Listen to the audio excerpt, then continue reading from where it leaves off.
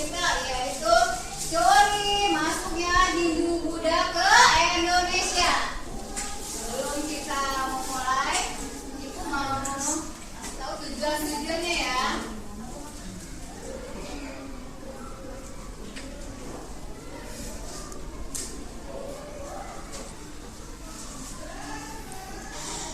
Tujuan pembelajaran kita yaitu satu, melalui dengan ditayangkan video masuknya Hindu Buddha ke Indonesia, peserta didik mampu menganalisis teori-teori masuknya kepercayaan Hindu Buddha ke Indonesia dengan baik. Dua, melalui presentasi, peserta didik mampu menyajikan hasil diskusi tentang teori-teori masuknya agama dan kebudayaan Hindu Buddha ke Indonesia serta pengaruhnya pada kehidupan masyarakat Indonesia masa kini dengan baik.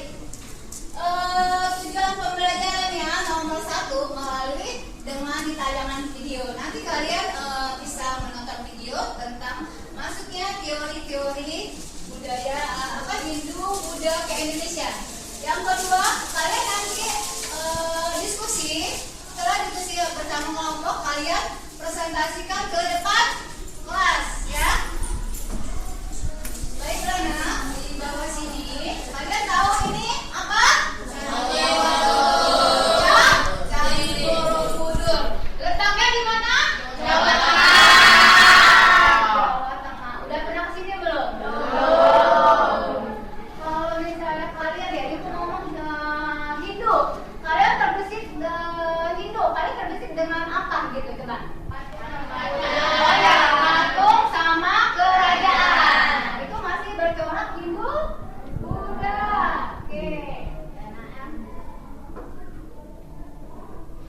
Kita akan nonton video. Kalian simak videonya. Jadi kalian nonton dulu ya.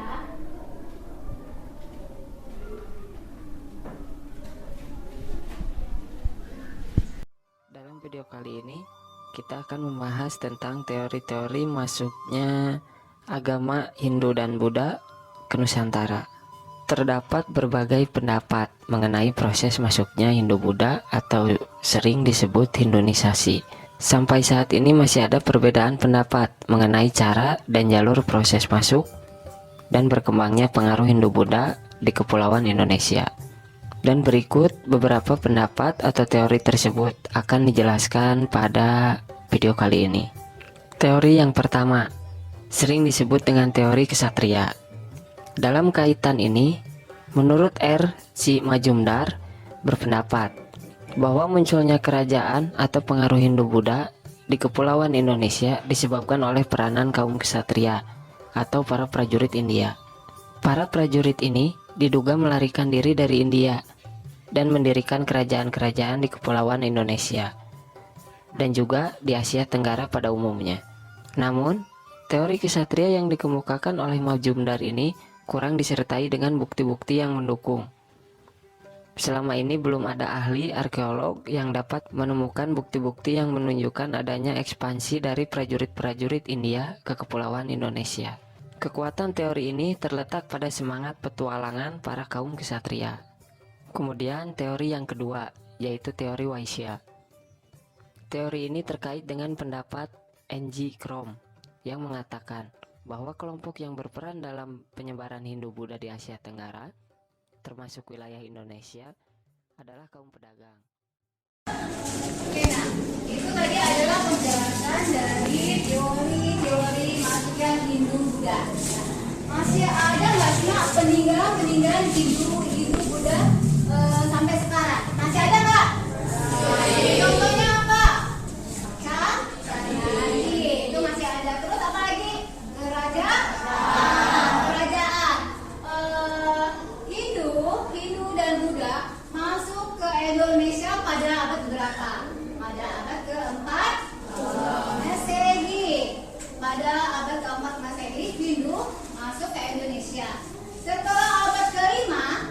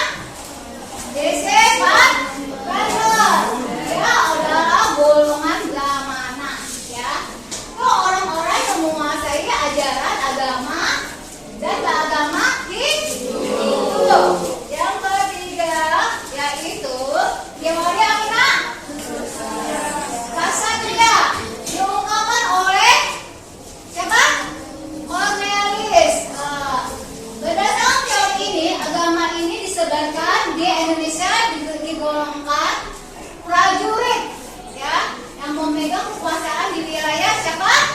Wilayah India.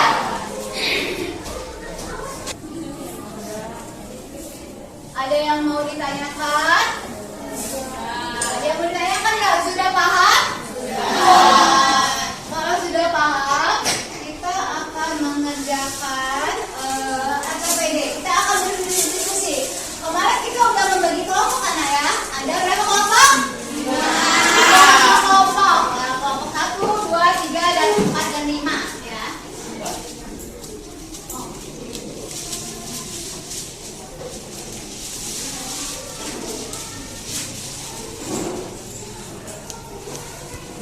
Di sini ada langkah-langkah kalian mengerjakan diskusi ya.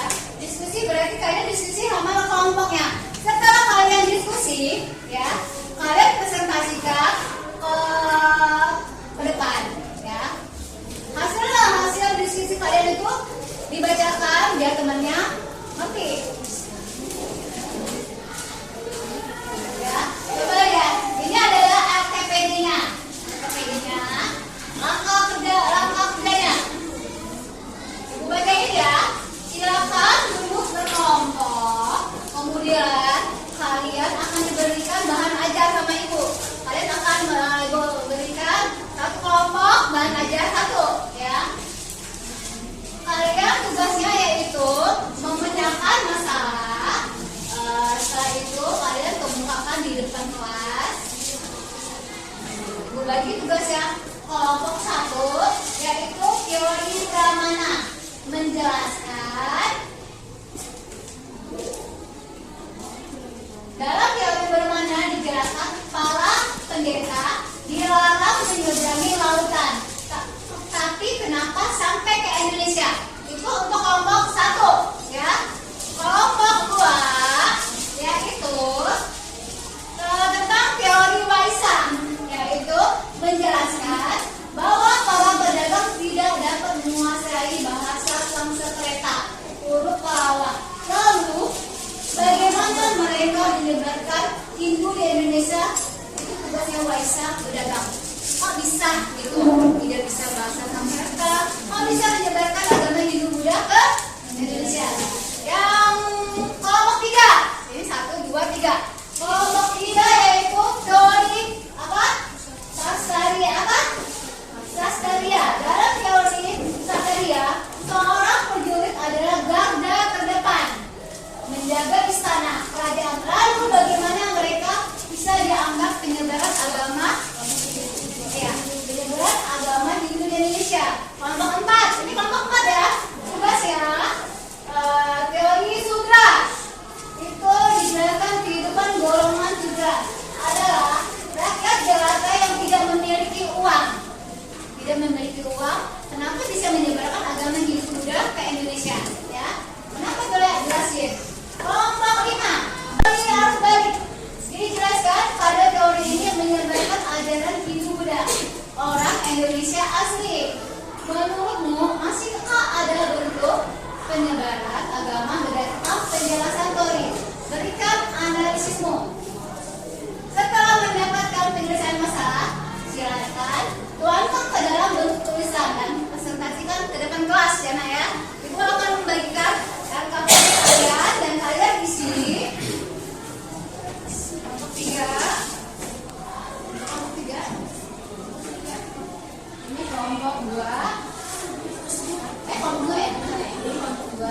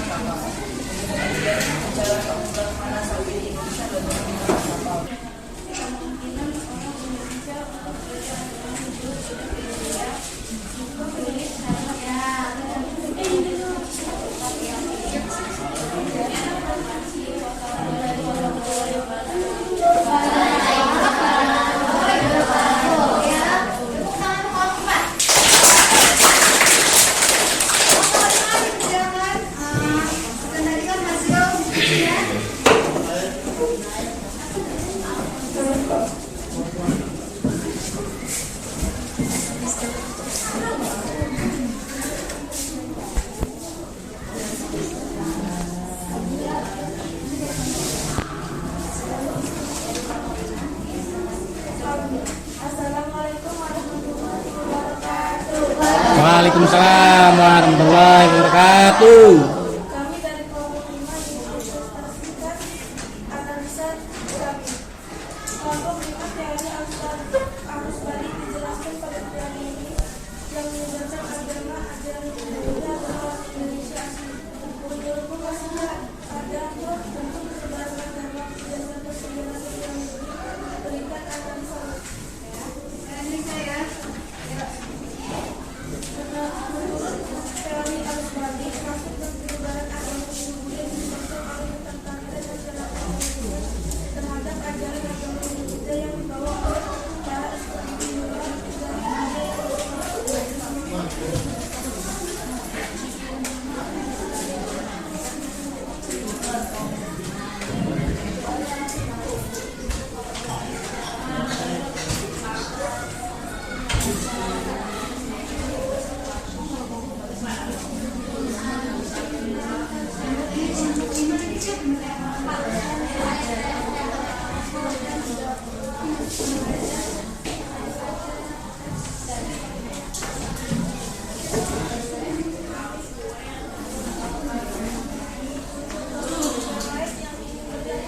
Yuk, yang untuk kelompok yang lain yang bertanya kepada kelompok 5 yaitu kelompok 4. Ini pertanyaan apa nak? Bangun yang bertolak pada Hindu Buddha. Apa aja itu nak? kerajaan dan candi. Pelajaran dan candi, benar nggak? Sekian dari kami, terima kasih. Assalamualaikum. Waalaikumsalam.